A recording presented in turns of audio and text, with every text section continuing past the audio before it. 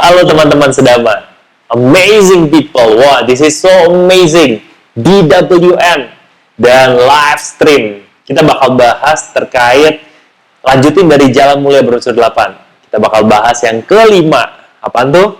Nanti kita cari tahu ya. Cuman bahasanya kita bagi jadi 3 aja, cuan, cincai, cengli. The way to be healthy and happy. Oke?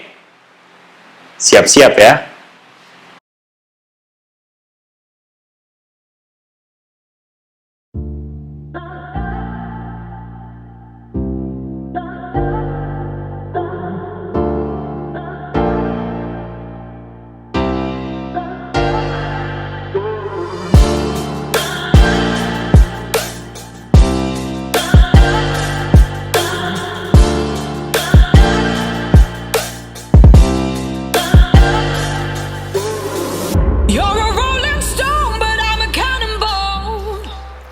Hey, we're back. Halo, salam kenal semuanya. Perkenalkan, nama saya Victor Osman. Mudah aja bisa panggil Vos. Senang sekali bisa berbagi dengan rekan-rekan sekalian. Namo Buddhaya. Oke, let's start. Sebelumnya mari kita refresh sejenak sebelum kita fokus kepada pencaharian benar sama Ajiwa yang sengaja ditransformasikan alih bahasa ke bahasa zaman now dengan 3C. Cuan, cincai, cengli. Way to be healthy and happy. Jadi dalam ajaran Buddha selalu disebutkan Jalan Mulia Berunsur 8 atau kita sebut saja mudahnya JM8 yang tentunya ditemukan oleh Siddhartha Gautama dalam proses upaya mencapai penerangan sempurna atau enlightenment yang disebut Buddha. So, if you can achieve that level of enlightenment, yes, you are Buddha. Wow. Buddha berarti mereka yang sadar, one who is awake, awakened one. Yang tercapai dengan ditemukannya JM8, atau bahasa Inggrisnya, Noble Eightfold Path. Psst. Tahukah kamu kalau JM8 itu juga tergambar dalam roda dhamma yang sering kita lihat? Dan jika kamu perhatikan dengan teliti, ada 8 juga jari-jarinya. Nah, kamu perhatikan lagi deh. Oke, lanjut. JM8 terbagi menjadi 3 kelompok besar, yaitu kebijaksanaan, panya, ada 2 poin. Kemoralan, sila, ada 3 poin. Dan konsentrasi, samadhi, ada 3 poin. So, 2 tambah 3 tambah 3, totalnya 8. Pandangan benar, samadhiti, right view, pikiran benar, sama sankapa, right resolve, yang menjadi bagian kebijaksanaan panya. Lanjut. Ucapan benar sama waca, right speech. Perbuatan benar sama kamanta, right action. Pencaharian benar sama ajiwa, right livelihood, yang menjadi bagian kemoralan atau sila. Dan dilengkapi dengan daya upaya benar sama wayama, right effort. Perhatian benar sama sati, right mindfulness. Konsentrasi benar sama samadhi, right concentration. Yang menjadi bagian konsentrasi, samadhi. Kok semuanya sama? Ya, karena sama adalah bahasa Pali yang diartikan benar, sempurna, sesuai, right, perfect, ideal. Ya, itulah JM8. As said in Dhammapada 273-276. Dengan mengikuti jalan ini, engkau dapat mengakhiri penderitaan. Dan jalan ini pula yang kutunjukkan setelah aku mengetahui bagaimana cara mencabut duri-duri kekotoran batin. Engkau sendirilah yang harus berusaha. Para Tathagata hanya menunjukkan jalan. Mereka yang tekun bersamadi dan memasuki jalan ini akan terbebas dari belenggu mara. Yuk kita fokus ke pencaharian benar sama ajiwa, right livelihood, yang menjadi bagian kemoralan sila, yang berada di urutan kelima dalam JM8, yang memang harus berturut JM8 ini. Ya menarik, terkadang ada kesalahpahaman bahwa agama Buddha menjauhi keduniawian dan tidak mengajarkan terkait solusi praktis kehidupan. Kenyataannya, justru sebaliknya, Sang Buddha banyak mengajarkan terkait kehidupan ekonomi, mengenai penghidupan atau mata pencaharian yang termasuk pekerjaan dan kekayaan di dalam literatur Buddhis. So, kembali ke cuan, cincai, cengli, a way to be healthy and happy. And for your information, cuan, cincai, cengli ini adalah bahasa gaul zaman now. Jadi hampir setiap anak gaul memahaminya. Cuan berarti untung, laba, profit, duit. Cincai berarti tidak terlalu perhitungan. Cengli berarti wajar, masuk akal, sesuai aturan. Nah, niscaya kalau sudah cuan, cincai, cengli, kita bisa healthy, wealthy, and happy. Karena pikiran tenang, tidak terbebani, karena melakukan pencaharian yang benar. Kalau lu belum paham, nah, pastikan perhatikan dengan sama ya. Kok jadi lu gue? Boleh ya, biar santai. Yes, dapat dipahami setiap orang perlu biaya untuk hidup, bro. Dan biaya bisa ditutupi dengan bekerja, berusaha, mendapatkan pendapatan, mendapatkan uang, atau mudahnya kita sebut cuan tadi. Karyawan, ya cuan. Karena menukar waktu, knowledge, skill, ability-nya dengan mendapatkan salary atau cuan. Pengusaha, ya cuan. Karena menukar apa yang bisa ditawarkan dengan nilai tambah yang berguna untuk yang membeli. Nah, sekarang kan banyak pertanyaan, biar cuan tetap bisa happy gimana? Ini kita bicara healthy, wealthy, happy jangka panjang ya. Kalau bisa sampai ke kehidupan selanjutnya dan sampai ke semua makhluk juga merasakan, terlimpahi kebahagiaan. Sadu. Ini yang mau kita bahas, bro and sis. Menurut ajaran Buddha, ada 5 jenis bisnis yang seharusnya tidak dilakukan. Yaitu, bisnis senjata, bisnis makhluk hidup, bisnis daging, bisnis barang memabukkan, bisnis racun. Gue pakai term bisnis ya di sini. Berarti kalau lu ada di dalamnya, baik sebagai owner, manajer, karyawan, ya itu termasuk dalam bisnis. Oke, kita bahas sedikit detailnya satu-satu. Bisnis senjata. Berarti segala jenis alat yang digunakan untuk berperang, berkelahi, atau membunuh makhluk hidup. Bisnis makhluk hidup, termasuk membesarkan binatang untuk disembelih. Juga perdagangan manusia, seperti budak atau prostitusi.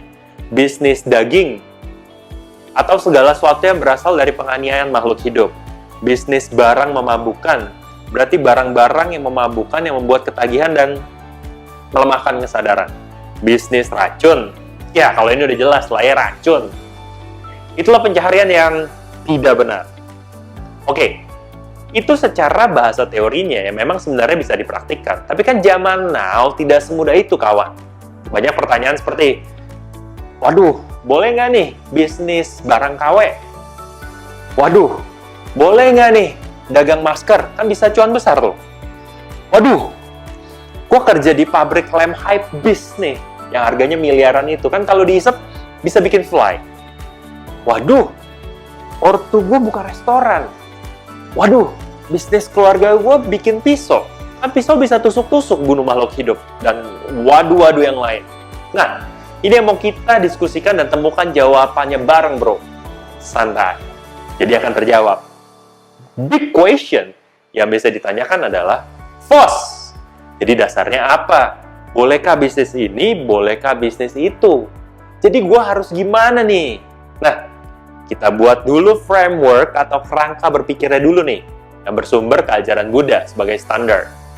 Ternyata, dapat ditemukan suatu bentuk standar mengenai bagaimana penghidupan yang benar itu. Standar tersebut adalah bahwa suatu penghidupan harus dilakukan dengan cara-cara yang legal, bukan ilegal. Diperoleh dengan damai, tanpa paksaan atau kekerasan. Diperoleh dengan jujur, tidak dengan penipuan dan kebohongan. Diperoleh dengan cara-cara yang tidak menimbulkan bahaya dan penderitaan bagi orang lain. Itu poinnya. That's the point. Pembahasan ini ada di Anguttara Nikaya ya, kalau mau lebih dalam lagi. Kita lengkapi dengan 2 aspek lagi. Aspek pribadi. Aspek ini mencakup niat, pikiran, perbuatan, dan ucapan seorang.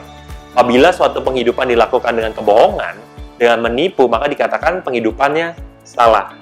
Secara umum, apabila penghidupan dilakukan dengan melanggar prinsip pikiran benar, perbuatan benar, dan ucapan benar dalam jalan mulia Brosur 8, maka penghidupan menjadi salah. Oke? Aspek sosial. Aspek ini mempertimbangkan konsekuensi atau akibat yang dapat muncul terhadap orang lain. Apabila dapat membuat penderitaan dan bahaya bagi orang lain, maka penghidupan atau mata pencaharian tersebut dikatakan salah. Jika tidak demikian, maka dapat dikatakan benar. Aha, udah dapet nih. Kita framework and standarnya. Jadi yuk kita cek kembali waduh-waduh yang tadi. Waduh pertama yang banyak ditanyakan. Waduh, boleh nggak nih bisnis barang KW? Kita cek. Standarnya jadi 4. Legal, damai, jujur, nggak membahayakan, menimbulkan penderitaan orang lain. Aspek pribadi niatnya gimana? Bohong atau bener nggak nih? Aspek sosial merugikan orang lain nggak nih? Ya, kalau bisnis barang KW, jual barang KW bilangnya asli, tentu sudah tetot bro. Tapi kalau bisnis barang KW bilang KW, nah mari kita cek lagi. Oke? Anggap saja perusahaan pemegang brand OG atau original atau authentic juga turut happy di KW-in. Karena secara nggak langsung jadi brand image-nya meningkat. Marketing cost-nya free. Ya toh target market OG original dan KW beda kok. Banyak yang beli KW, lalu karena nggak puas dengan kualitasnya jadi beli original. Ya tentunya di waktu, kondisi, dan situasi yang sesuai. Lawan pribadi. So, tetap kembali ke 4 standar dan 2 aspek tadi. Standar legal. Nah, ini harus siap. Kalau sampai dapat sanksi hukum, karena tetap harus siap kalau dituntut secara hukum. Damai. Yang beli juga terinformasi kalau barangnya KW, jadi damai. Jujur. Nah, harus jujur. Kalau KW, jangan bilang original. Nggak membahayakan atau menimbulkan penderitaan orang lain. Tentunya. Bayangin deh, kalau bilangnya jual original, ternyata pas barangnya sampai, ternyata barangnya KW. Pasti menderita kan yang beli. Jangan sampai deh. Berbahagia di atas penderitaan orang lain.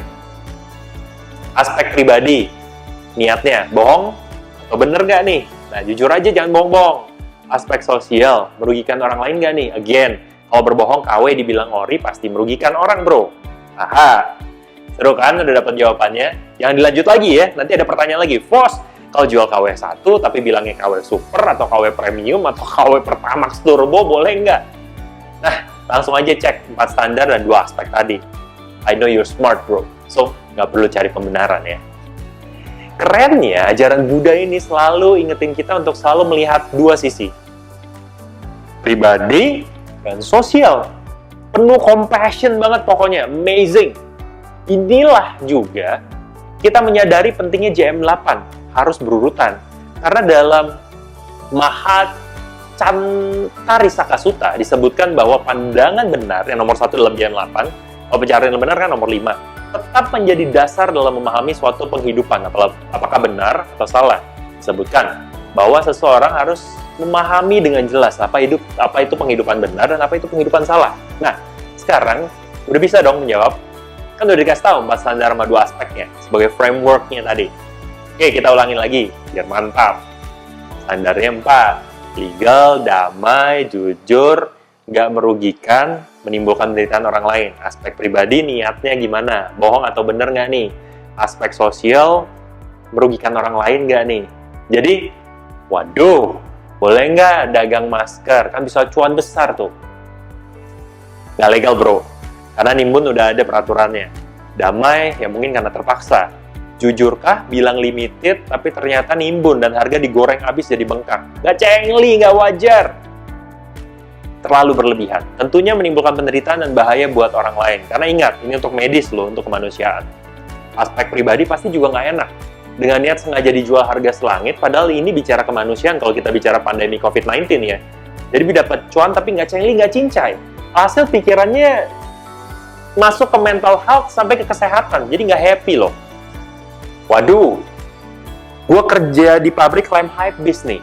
Ya harganya miliaran itu. Kan kalau diisap bikin fly. Nah, kalau sebagai karyawan yang penting aspek pribadinya. Niatnya apa? Kan niatnya untuk kerja. Mendapatkan penghidupan yang baik. Ya toh, lem juga gunanya banyak. Karena nggak semua bisa di packaging. Kecuali packagingnya nanti enak loh buat ngelem, bisa bikin fly. Nah, ini baru cek lagi 4 standar 2 aspek. Kalau hati udah berasa nggak enak, buru-buru cek dreamtalent.id buat assessment dan cari karir yang lebih sesuai. Waduh, ortu gue buka restoran. Nah, kalau ini kembali ke 2 aspek tadi, dengan kamu mempertanyakan hal ini, sebenarnya sudah disadari bahwa sebisa mungkin lakukan pivot atau ahli bisnis. I know it's not easy, but bisa dilakukan loh. Di waktu dan kondisi situasi sesuai ya. Jadi jangan ekstrim ganti bisnis tapi keluarga terlantar. Ini pandangan tidak benar, tidak bijaksana. Harus tetap ingat asas manfaatnya, namun juga ingat konsekuensinya. Ada beberapa teman kolega yang akhirnya ketemu solusinya. Oke, gue tetap bisnis restoran, tapi gue berdana banyak, rutin berbuat baik. Nah, Gimana menurut lo? Ini ya. Nah, gelas kita taburin garam. Kasih air sedikit. Anggap aja garam itu karma buruk, air itu karma baik. Kita mau luberin, tambahin terus airnya. Emang betul, garamnya seakan hilang. Tapi benernya nggak hilang, bro. Asalkan memang tahu konsekuensinya, karma tidak hilang atau larut ya. Waduh, bisnis keluarga gue bikin pisau. Kalau ini mirip, jawabannya kayak lem hypebeast tadi ya. Penghidupan benar adalah penghidupan yang meninggalkan penghidupan yang salah. Mempertahankan kehidupannya dengan penghidupan yang benar. Itu ada di Vibhanga Sutta. Magga Vibhanga Sutta. Nah, kalau berapa di antara kamu ada yang masih bingung? Karir saya yang cocok di mana ya? Karir yang tepat di mana ya? Kayaknya kerjaan sekarang nggak cocok deh. Saya cocok partner dengan siapa ya? Saya bingung nih gimana dapat tim yang cocok. Kau bisa cek www.dreamtalent.id, bisa mulai gratis. Dan kalau perlu report detail, baru deh Go Premium.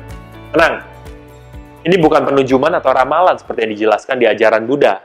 Tapi ini adalah hasil penelitian berdasarkan science research dengan big data, people analytics, artificial intelligence, tapi dibuat dengan simple, mudah, dan menyenangkan, bro. Lanjut saja. Klik dreamtalent.id agar bisa segera dapat manfaatnya dan tidak hanya lebih mengenal dirimu, tapi juga bisa mendapatkan karir yang sesuai atau tim yang sesuai. Wah, seru sekali ya. Sebenarnya pengen sekali share lagi terkait kekayaan, kemiskinan, kebahagiaan. Tapi lain kali ya, kali ini kita fokus dulu buat bahas tadi, pencaharian benar sama ajiwa, right livelihood, yang sengaja ditransformasikan, dialih bahasakan ke bahasa zaman now, jadi apa? 3C. Cuan, cincai, cengli. Way to be healthy, wealthy, and happy. Kalau kamu dapat hal yang bermanfaat, ayo difoto, screenshot, di-share, and tag me di Instagram, @VictorRosman. Biar karma baiknya terus mengalir. Bentar, saya ambil gaya amazing lo.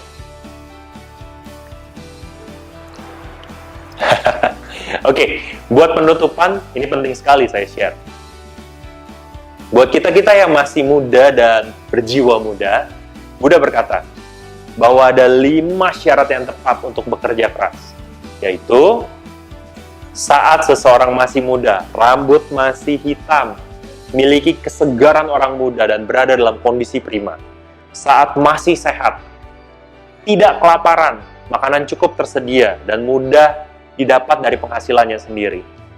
Rukun dengan kawan-kawannya, harmonis seperti air dan susu yang dicampur, tanpa pertengkaran, saling memperhatikan berlandaskan cinta kasih universal. Rukun dengan rekan kerja, puas dengan ajaran, tidak saling mencerca, menuduh, bertengkar, dan berdebat. So, karma baik untuk kamu yang memiliki beberapa syarat. Bahkan kelima syarat itu semua. Ayo kita maju bersama-sama. Saya Victor Rosman, ingat dan sadarilah, hidup adalah pilihan. Life is a matter of choice. Choose it wisely. Pilih dengan bijaksana. Let's be amazing! Sabe sata bawantu sukitata. Semoga semua makhluk berbahagia. Sadu.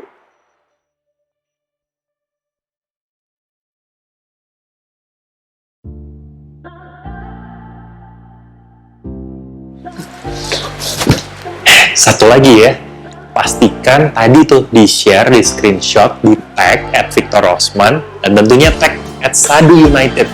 Biar kita support, kita sebarkan kebaikan ini, something new, cara penyebaran dhamma yang amazing, sesuatu yang baru, kita bagikan, biar karma baiknya mengalir. Oke? Sadu!